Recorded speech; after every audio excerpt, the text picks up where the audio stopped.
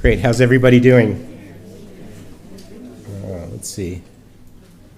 Where is my, actually, which one do I use to it? Oh, it's right here. Sorry. Okay, good. So I think I have a pointer. Yeah, that shows up. Great.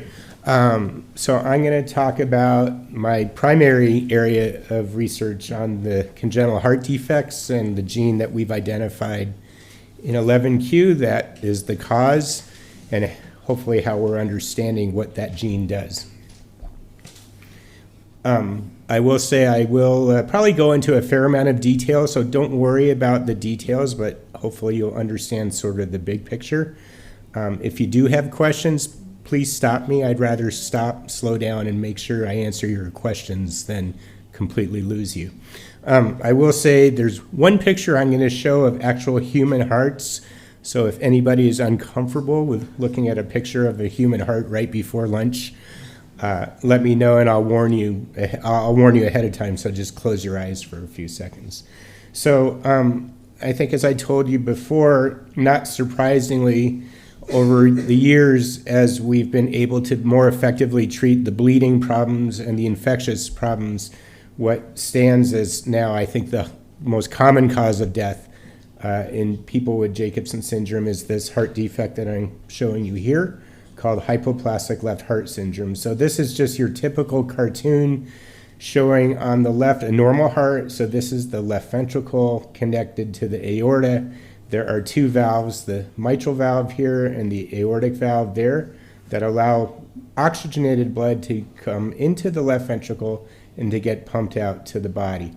In hypoplastic left heart syndrome, what we see is a very, very small chamber of the left ventricle, and because of that, not enough blood is able to get pumped out to the body, and without immediate intervention, this is a uniformly fatal heart defect. Going along with the small ventricular chamber is a small, or sometimes even completely blocked off, mitral and aortic valve, and compared to the normal heart, this aorta is very, very small. So altogether, we call this hypoplastic left heart syndrome. And you could imagine that in some cases, like it's shown here, it's due to an overgrowth of this tissue to basically obstruct this chamber and somehow affect the development of the valves and the aorta as well. But the fact is, we don't really know anything at this point, up until now, what the mechanism is. And it's the single greatest cause of death in infants, all infants with congenital heart defects. In the United States, it's probably costing over $1 billion a year in direct costs to treat these children. And there are a lot of indirect costs too, a lot of stress on families, a high divorce rate, a lot of time missed from work. So it's a pretty big problem. All right, close your eyes for anyone who doesn't want to see this, but I showed you that cartoon, which is actually an oversimplification because there are different forms of hypoplastic left heart syndrome. So if you just look at this one on the left and this on the upper left and the lower left, this upper left shows kind of what the cartoon showed. So this is actually, this whole area is the left ventricle. So I think you can appreciate a massive thickening of that wall, which leads to an almost complete obliteration or loss of that chamber. And this white is actually scar tissue. So you could imagine that in this case, there's too much growth. Whereas in this case here, you could imagine this is what was supposed to be the left ventricle chamber. So it's what we call slit-like. And you can imagine in this case, it's due to a lack of growth. And I'm going to focus mostly on this one because it turns out in Jacobson syndrome, this is by far about the only form of hypoplastic left heart syndrome that occurs. And so that's actually great from the research standpoint because it gives us an opportunity to learn a specific mechanism for a specific gene for this specific type of hypoplastic left heart syndrome. And this one sometimes is considered the most severe, as I think you can imagine. These two together make up most of the cases of all children that have some type of hypoplastic left heart syndrome. In terms of the mechanism, there are conflicting theories that probably ultimately come down to what I just described for you, the different types of hypoplastic left heart syndrome. In some cases, it has been thought that anything that interferes with normal blood flow into that developing left ventricle actually is the cause of that overgrowth. And so people call that the no flow, no grow theory. And I think that's very relevant for that case, and I'll show you in a moment an example of that in some animal models. In other cases, as in I think the case for Jacobson syndrome, we think the cause is due to some primary problem in the ventricle for its ability to actually grow as the heart is developing. And I think it's not hard to imagine that if we really want to optimize our care for these children, it would be very important to understand which mechanism is the cause so that we can treat that more specifically. So this is my other side of a human heart, shows just like what I showed you before. This is, again, that massively thickened ventricular wall. And if you look under the microscope at it, just a sample of that tissue, what we see here is just pure heart cells. These are the working heart cells that do the contracting, called cardiac myocytes. And so my colleague at San Diego at my hospital thinks we should actually call this hyperplastic left heart syndrome in this case, because it certainly appears, for whatever reason, that there are too many heart cells. And there are some animal models now which really, I think, accurately demonstrate that mechanism. This is actually a normal chicken heart, chick. And in this case, what these investigators did was they closed off that mitral valve to decrease the flow going into that developing left ventricle. And this is what you get, a massively thickened wall with almost no chamber. And so I think that fits nicely with that flow theory. So no flow, no grow, or in this case, actually, no flow, too much growth. And something similar was shown more recently in a mouse heart where they did the same thing. So they occlude that blood flow and you get this complete obliteration of that chamber. But in other cases, like for Jacobson syndrome, I think what happens is normally the left ventricle, as shown here, grows outward from early on to later on, and that there may be some defect in that ability. So instead of getting this nice left ventricle, you get a very small hypoplastic, truly hypoplastic ventricle. And so in the United States, before 1983, if you had a baby with hypoplastic left heart syndrome, there was no offer of any kind of medical or surgical therapy, and people were basically said, bring your baby home and enjoy the few days that you might have, because these babies will always die shortly after birth. But in 1983, a cardiac surgeon named Bill Norwood published this paper that really is a landmark paper now that allows these children to at least survive past infancy through 3 open heart surgeries that are performed during about the first 3 or 4 years of life. And ultimately what happens is that abnormal left ventricle now is taken out of the circulation, and what happens is the heart is converted to function as a 2-chamber heart. So now the right ventricle is hooked up to the aorta in a way to do the work that the left ventricle was supposed to do. And then the blood returning to the heart, instead of going to the right ventricle to get pumped to the lungs normally, instead that blood supply gets connected directly to the lung artery. So this is basically a 2-chamber heart. It's not a cure, and there are many, many problems that arise because of this. For example, the right ventricle was never designed to do the work that the left ventricle is supposed to do. And now, 40 plus years later, we're seeing, not surprisingly, that a lot of these patients develop right heart failure, and for long-term survival, their only hope at this point would be a heart transplant. Okay, we know there can be a lot of causes. We know that there's a strong genetic component, but even with that, there are only a small number of genes that have been identified that probably only account for maybe 10 to 15% of all cases.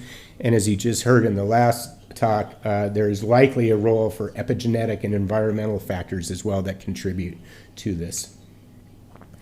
From the research standpoint, it's been very challenging because, like many human diseases, you need animal model systems to be able to study that disease, and that's been very difficult to come by. Some people have tried to study human heart samples, but there have been a number of limitations. For example, if you get a heart after the baby is born, you don't know if what you're looking at is due to the primary cause of the heart defect or some other secondary effects.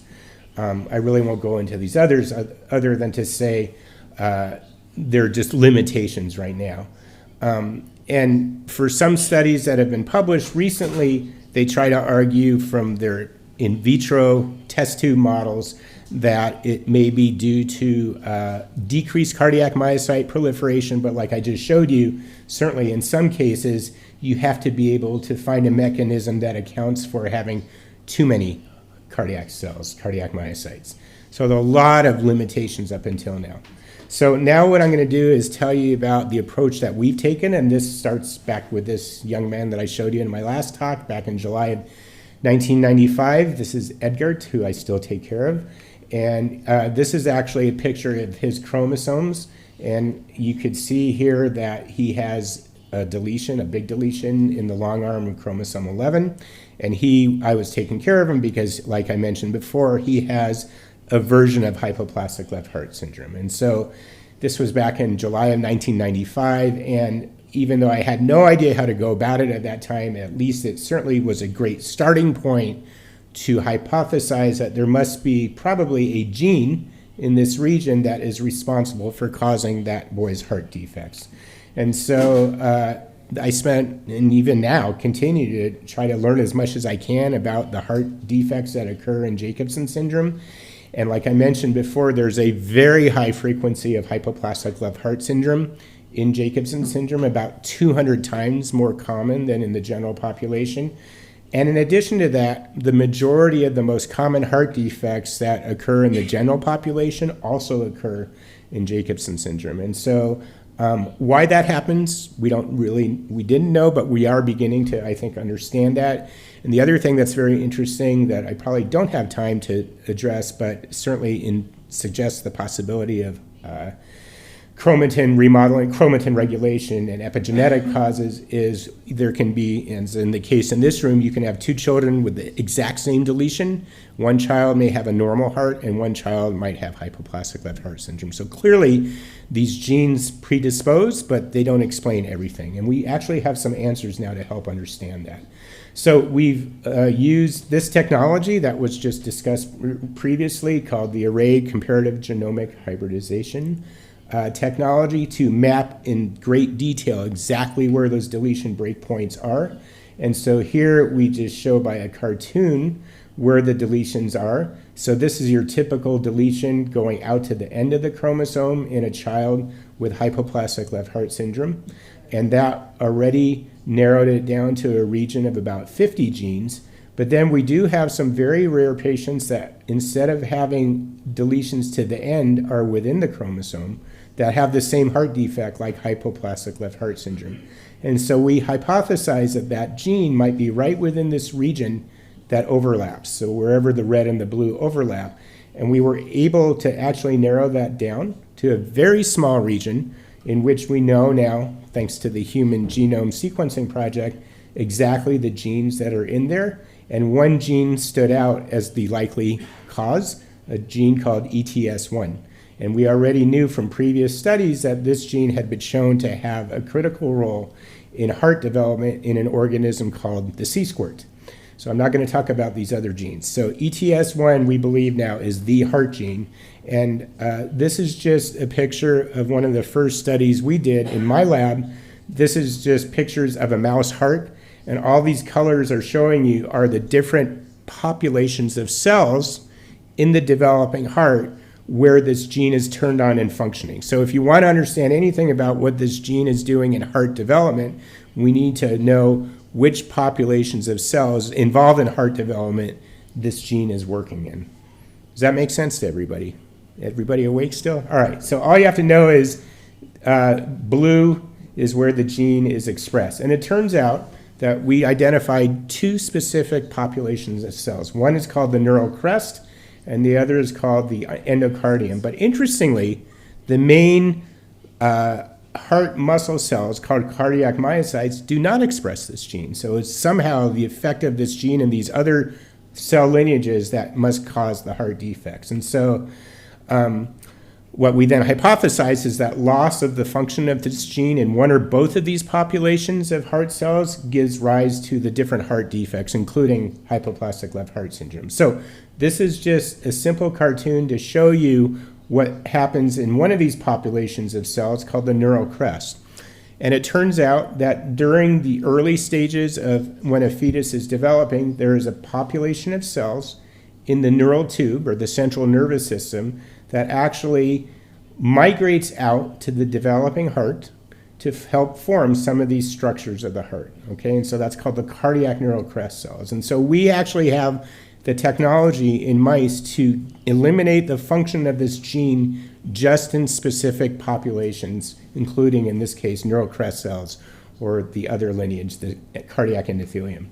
And interestingly, in terms of for hypoplastic left heart syndrome, there was a study a number of years ago that showed that in children with hypoplastic left heart syndrome, there was a very high frequency, 117-fold over the general population, a very high frequency of another disorder in these children with hypoplastic left heart syndrome called Hirschsprung's disease, which is known to be due to a neural crest cell disorder. So that suggested that there is some role of neural crest cell abnormal function contributing to hypoplastic left heart syndrome. In addition to that, there are studies that show that the other population of cells that I showed you, so the cells that line the inner part of that heart, as well as some of the blood vessels that are within that heart, which I'll show you in a moment, are actually critical for the normal development of the heart. And these cells actually secrete factors that cause those heart cells to grow in a way that gives you a normal ventricle. And this is just a cartoon showing that. Don't worry about that, but all you have to see is that if you look at the lining of this heart, those are the endocardial cells that are secreting a variety now of factors that allow these heart cells to grow into the mature heart muscle that makes up the heart tissue. So, as I said, we can actually specifically delete this gene in different populations of cells involved in heart development. And so our first studies were focusing on the neural crest cells. This is a three-dimensional reconstruction using cardiac MRI of a normal mouse heart right before the mouse pup is born. This line here is 1 millimeter to give you a sense of the size. And so here, this is the left ventricle, this is the right ventricle, this red vessel here is the aorta coming out. And histologically, under the microscope, this is what a normal aortic valve looks like. You see 3 leaflets, and the blue are actually the neural crest cells that have now made it out to those structures. This is just another way of showing the same thing. These pink cells are those neural crest cells. When we specifically delete the ETS1 gene in those cardiac neural crest cells, where did my pointer go? There we go. Sorry to make you dizzy. Now we see a defect in which there is a hole in the heart called an intraventricular communication, or IVC, sometimes called a ventricular septal defect, or VSD. I think probably some of your children have been born with that. And we also see that the aorta, which is normally connected to the left ventricle, is now connected to the right ventricle. We also see in these mice that instead of having the normal 3 leaflets of the aortic valve, we only see 2 leaflets. And again, as you might expect, what we see is almost complete loss of the blue or the pink, meaning that for whatever reason, these cells were not able to get to these structures to help them form. And what the person, Dr. Lizu Lin in my lab, was able to show is just like in that cartoon when I showed you how those cells have to migrate out from that neural tube to get to the developing heart. This is what you see normally, this stream of cells here going from the neural tube over here towards the developing heart. And when we get rid of the ETS1 gene, what we see here is almost a complete disruption of that nice stream of migrating cells. And so we think that is now due to a defect in the ability of those cells to move out. And in fact, for any of you that have been pregnant, you probably took something called folic acid. And the reason for taking folic acid is to help preserve neural crest cell function, in that case, to preserve the function of the cells that are involved in the development of the spine. So neural tube defects. In addition, we could actually, from these patients, create the same neural crest cells that I just showed you in the mouse. And this is just another way of showing that in 2 patients with Jacobson syndrome and a hypoplastic left heart syndrome, compared to 3 normal patients.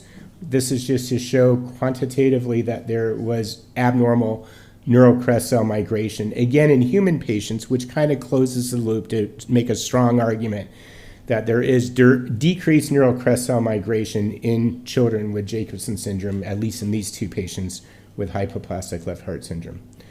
Okay, so just to summarize that, the loss of ETS1 in the neural crest causes these so-called outflow tract defects, and we know that probably it is also responsible for some of the other problems in Jacobson syndrome, including this craniofacial defects, spine defects, and a lot of people have asked me why a lot of their children with Jacobson syndrome have red hair. Well, it turns out neural crest cells are also involved in skin and hair color determination. So that's probably the explanation, as a little trivia. So, but coming back to how this causes hypoplastic left heart syndrome, the rest of my talk is going to be about what we're seeing in terms of the role of ETS1 in this other population of cells called the cardiac endothelium. So the cells that line the inner part of the heart, as well as the cells that make up the tiny blood vessels actually within the heart itself to supply nutrients to the heart. So believe it or not, a lot of really powerful studies in heart development have been done by actually a collaborator of mine in San Diego in fruit flies. Yes, those little things that you swat when they're running around eating up your fruit in your kitchen. And so this is actually an actual picture of the heart of a fruit fly embryo, and what you see here is it's just a tube. And this paper was actually published really before we even knew about the ETS1 gene. And when these authors made a mutation in the fruit fly version of ETS1, here you see something that's kind of like what I showed you before. You get this overgrowth or abundance of heart cells that basically blocks that lumen or that chamber. And so I like to kind of jokingly say you're looking at now hypoplastic left heart syndrome in a fruit fly heart.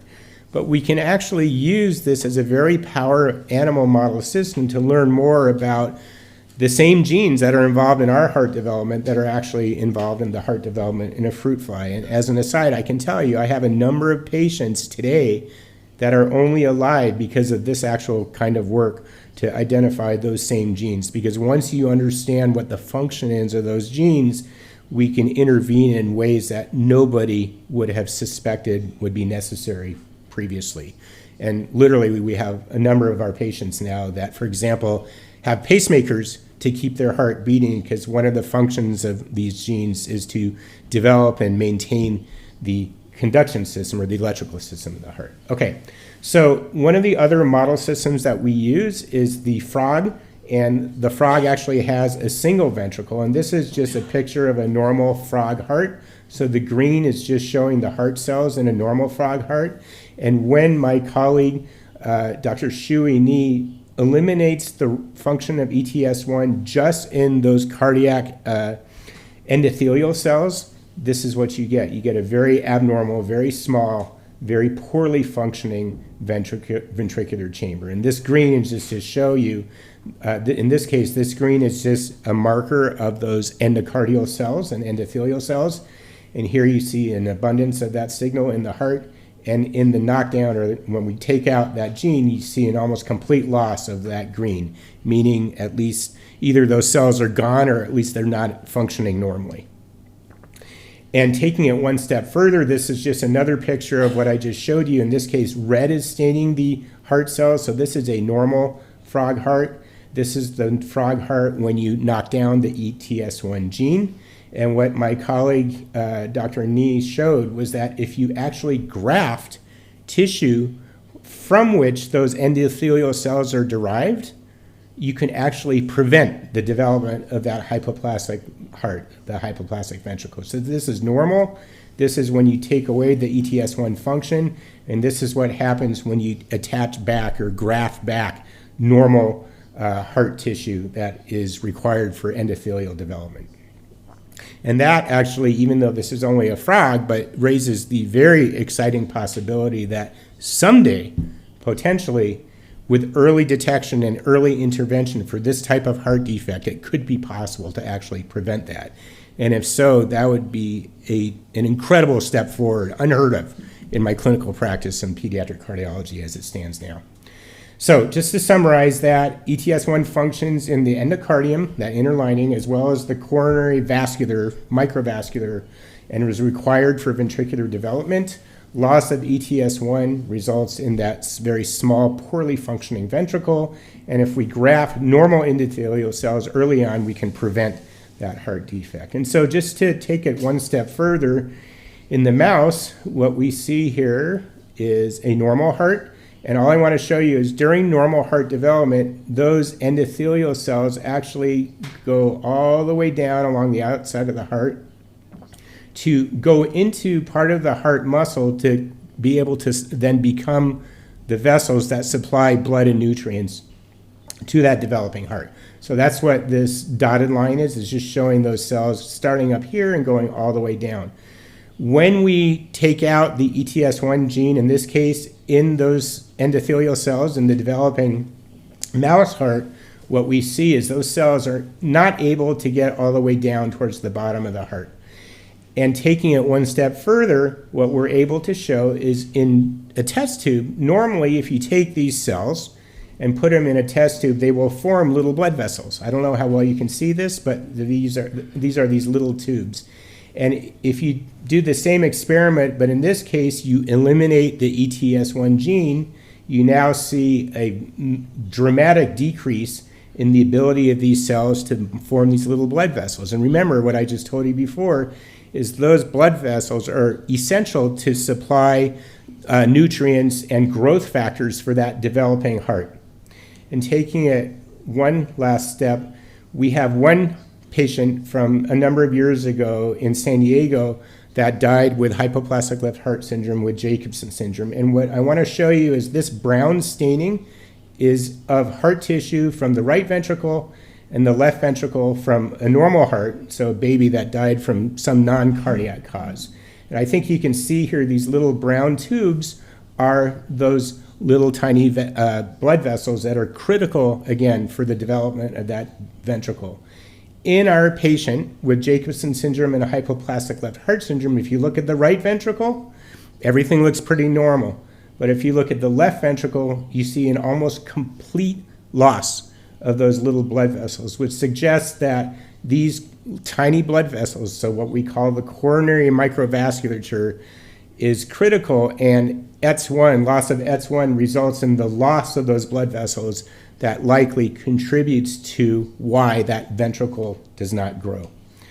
And so just to summarize that, we've actually now identified a lot of the downstream target genes that ETS1 is regulating. So I didn't really go into this, but ETS1 is what we call a transcription factor that regulates a whole lot of other genes that have specific functions. As I showed you, ETS1 is required for that normal blood vessel formation. And we think that so far it's the loss of ETS1, at least in those coronary blood vessel cells, that results in abnormal formation of those vessels and impaired development. So that's only a little bit of what we've been studying. We've actually been using other model systems as well, including zebrafish, and this is what my lab works on. My colleagues down the street work on fruit fly. This is a picture of where the first studies were done in something called the sea squirt. But this all started, again, with a human patient with Jacobson syndrome. These are little frog tadpoles, but clearly I think it's important to take advantage of these different animal model systems, combining with the human situation to learn as much as we can. And along the way, I really learn from every patient with Jacobson syndrome, but there have been definitely a few patients that have really advanced our understanding in a major way. So this young man that I told you about helped us to identify that first region that I showed you that contains probably over 100 genes. This young lady had a much smaller deletion, about half the size of his deletion, still with hypoplastic left heart syndrome, so that helped us to narrow it down from, let's say, 100 to about 50 genes. This little baby was actually found to have a very tiny deletion just affecting the ETS1 gene. She was also born with hypoplastic left heart syndrome. And then these are the two babies that actually just in the last month or so passed away. This was Sophia, who was born with Jacobson syndrome and a very, very large deletion with hypoplastic left heart syndrome. She died at 13 days of life. And this is another little boy, Thorin, who was also born with hypoplastic left heart syndrome and Jacobson syndrome. He died at about age 9 months after his third open heart surgery. And actually, I think as I mentioned before, both of these families have amazingly donated their hearts to my research. And my colleagues, literally, as I stand up here in the pathology lab at Rady's, are now doing those same kinds of experiments that I showed you to analyze their hearts to hopefully confirm what we've already seen in that one heart as originally suggested from our studies in the animal models. So just to tell you that I have an incredible group of people working with me in my lab and in other labs, both in San Diego and across the country. So this is Aiden Tang, an undergrad student in my lab who just graduated and wants to become a pediatric cardiologist. This is Lizu Lin, a senior staff scientist who did all that beautiful work that I showed you on the neural crest cells. This is Annalyn Schroeder, who at the time was a senior postdoctoral fellow just down the road from me doing all those beautiful heart studies in the fruit fly. This is my postdoctoral fellow in my lab, Lu Wang, who has done all the amazing studies to understand the endothelial story of ETS1. This is Antonella Pinto, who also works just down the road from my lab, who did the human studies on neural crest cells. And finally, the more senior people besides myself, Karen Okor and Rolf Bodmer, are the husband-wife team down the road from me in San Diego. Rolf actually is the one who's discovered that original gene required for normal heart development in the fruit fly. And he named that gene actually Tin Man, after the Wizard of Oz character, because these flies don't have a heart. And I can tell you it is because of Rolf and Karen's work that I've been able to identify my human patients with mutations in that same gene that have led to now life-saving interventions. And several years ago, one of the families actually got to meet Rolf and Karen, and it was really a very moving experience, as you can tell. This is my senior postdoc in my lab, who is just amazing, Lu Wang from China, who I'm doing everything I can to keep him employed as he goes on to his own career as an independent investigator. And this is Shui Nai, who originally was at the California Institute of Technology and is now becoming, in her own right, an accomplished investigator at Georgia Tech, who does all the studies on frog heart development. And I think that is all. Thank you.